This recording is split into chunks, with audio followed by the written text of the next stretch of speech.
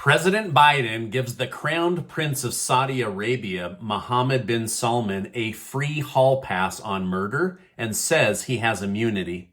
Student loan debt forgiveness hangs in the balance as many now complain this was a tactic to get votes. The new House GOP lays out plans to go after President Biden and his son Hunter, and FTX issued itself massive loans and stole money by using emojis instead of clear-cut rules for being a fiduciary of people's money. Thank you so much for liking and sharing these videos. It really helps me out as a small news organization. Also, I want to thank HelloFresh for partnering on today's video.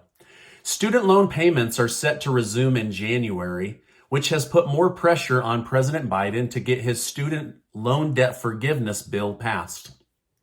As of now, the Biden administration has escalated the case to the Supreme Court after the court system blocked it and labeled it unconstitutional.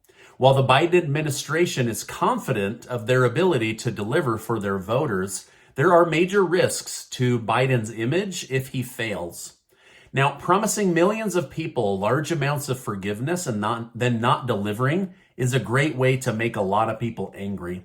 Also, Biden likely won't be able to extend student loan debt repayment any further, as last time he barely got it passed and without any kind of justification. A mass exodus has occurred at Twitter after Elon Musk warned of Twitter 2.0 high expectations.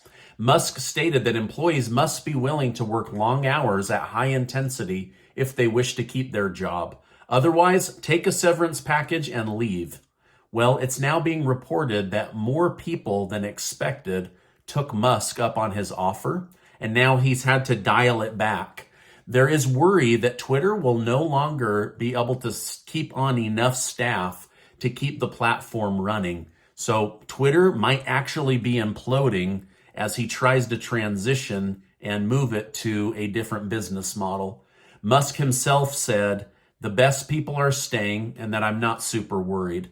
But it's hard to know how much is the media inventing to make Musk look bad, or how much is Musk pretending everything's okay in order to save face and save his company. Now, one funny story that perfectly captured the madness came from Alex Cohen. He tweeted, "I was laid off from Twitter this afternoon. I was in charge of managing badge access to Twitter offices. Elon just called me and asked if I could come back to help him regain access to headquarters as they shut off all badges and accidentally locked themselves out." Elon Musk responded to this tweet by saying, "Thanks for helping out. You're a lifesaver." North Korea has continued to ignore American pushback and has continued to fire intercontinental ballistic missiles towards South Korea and Japan. These missiles travel at very fast speed and are capable of carrying nuclear weapons. This is the big worry that the U.S. military has, and so they're doing everything within their power to discourage Kim Jong-un and the military of North Korea from continuing these practice missile launches. Vice President Kamala Harris stated, "We strongly condemn these actions, and we again call for North Korea to stop further unlawful destabilizing acts." So basically, now the Pentagon, the president, and the vice president are having to jump in and put pressure on Kim Jong-un in order to shut down all these missile tests before something bad happens in Japan or South Korea and we kick off another regional war. Now, I have a lot more to tell you, some big stories, but first, a quick word from today's video sponsor. I want to thank today's video sponsor, HelloFresh. With HelloFresh, you get fresh, pre-portioned ingredients and seasonal recipes delivered right to your doorstep.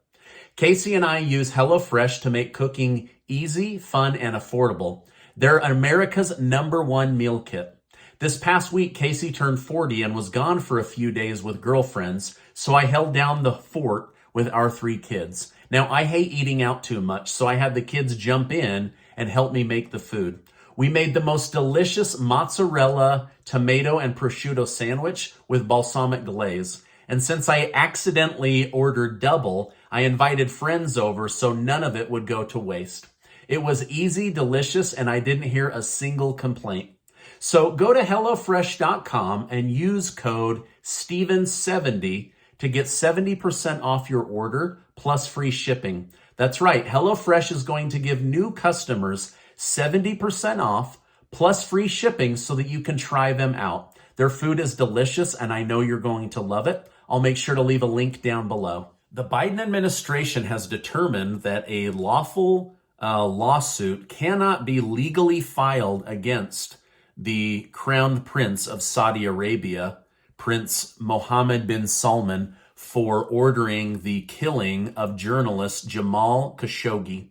The Biden administration stated the crown prince is legally immune due to him being a sitting leader of a foreign government. The State Department condemned the killing of the journalist, but pretty much said its hands are tied and it can't do anything to help out. President Biden also continued to receive backlash for failing to follow through with his campaign promise to make the crown prince pay for what he had done. So here's the timeline. Biden went from "this man is evil and I will make him a global pariah" to a fist bump to a secret meeting where they worked out making gas prices lower up until the election, to being betrayed by the sitting crown prince through lowered oil production and higher gas prices.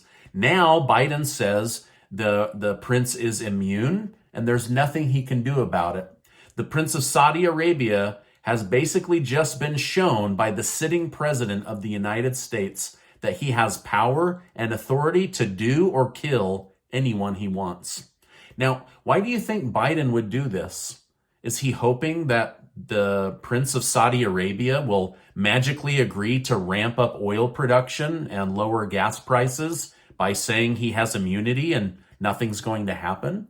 Or is he just flip-flopping after being hell-bent on exposing the crown prince for being a murderer?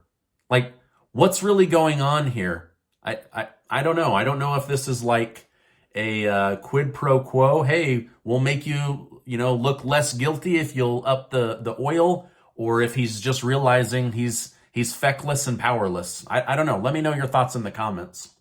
Now, speaking of the Biden family, one of Hunter Biden's former business partners, Tony Bobulinski, has warned the American people will be shocked at what will be found when the Republican-led House investigates Hunter Biden's former business ventures.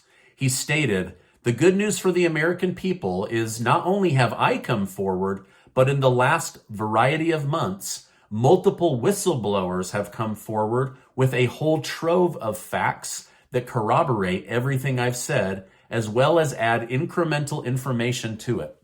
It was discovered about 60 days ago that the FBI purposely buried the Hunter Biden laptop story to avoid affecting the election, but ultimately affected the election.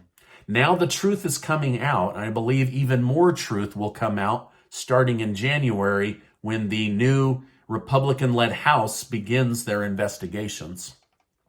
It's also come out today, according to the Daily Mail, that President Biden himself may have been the chairman of the board of Hunter's different foreign businesses.